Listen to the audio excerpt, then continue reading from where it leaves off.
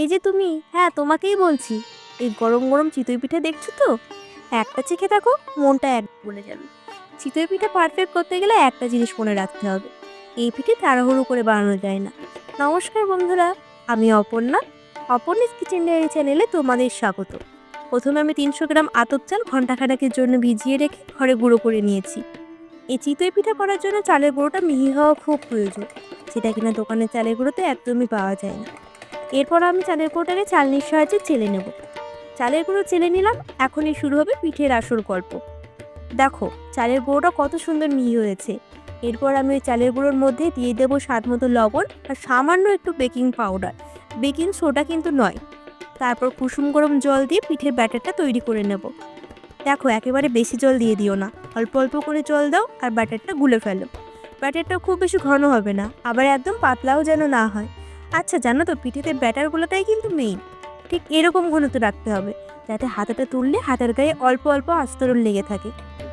দেখেছো তো ঠিক কেমন দেখতে হবে? এই চিতই পিঠার ক্ষেত্রে ব্যাটারটা যত ভালোভাবে গুলবে তত বেশি ভালো হবে পিঠেটা। তাই একটু সময় ধরে অনেকক্ষণ ধরে গুলে নিলে বেশ ভালো হয়। দেখো আমাদের পিঠের ব্যাটার বানানো হয়ে গেল। এবার পিঠে বানানোর পালা। আমি এখানে একটা ননস্টিকের পিঠে বানানোর ছাঁচ নিয়ে নিয়েছি। তোমরা পারলে মাটির ছাঁচ ব্যবহার করো, ওটাতে আরও বেশি ভালো হয়। যাই হোক, ছাঁচটাকে আমি এখন ব্রাশের সাহায্যে তেল মাখিয়ে নিলাম। এরপর ব্যাটারটাকে ছাঁচের মধ্যে দিয়ে দিতে হবে। পিঠে বানানো মানে শুধু চাল আর জল না, এটা সময় দেওয়া, ধৈর্য, আদর আর মন দিয়ে অপেক্ষা করা। ঠিক যেন নিজের মানুষের জন্য কিছু বানানোর মতো। পিঠে যেমন ফুলে ওঠে, তেমনই বাড়ে ভালোবাসা। শীতের বিকেলে গরম গরম চিতই পিঠা আর সাথে যদি থাকে খেজুরের ছোলা গুড়, আহা, মনটাই ভরে যায়। আমার মতন কে কে এমন পিঠে খেতে পছন্দ করো কমেন্টে জানিও। ব্যাটার দেওয়া হয়ে গেল, ঢাকনা দিয়ে ঢেকে দিতে হবে। গ্যাসের ফ্লেম লোতে রেখে 2 মিনিট পর্যন্ত অপেক্ষা করলেই দেখতে পাবে কি সুন্দর চিতই পিঠা তৈরি। দেখো পিঠেগুলো দেখতে কত সুন্দর হয়েছে, ঠিক সাদা সাদা মেঘের মতো, তাই না? ঠিক একই রকমভাবে সব পিঠেগুলোকে এভাবে তৈরি করে নিতে হবে। এই পিঠেগুলোকে আমাদের এখানে চিতই পিঠা বলে, অনেকে আবার কাঁচি পোড়া পিঠেও বলে থাকে। আচ্ছা তোমাদের ওখানে এই পিঠেকে কী নামে ডাকে? শীতের তো সবে শুরু, এখনই পিঠেগুলো বানিয়ে খেয়ে নাও, রয়তো দেখবে দেখতে দেখতে কবে শীত পার হয়ে যাবে।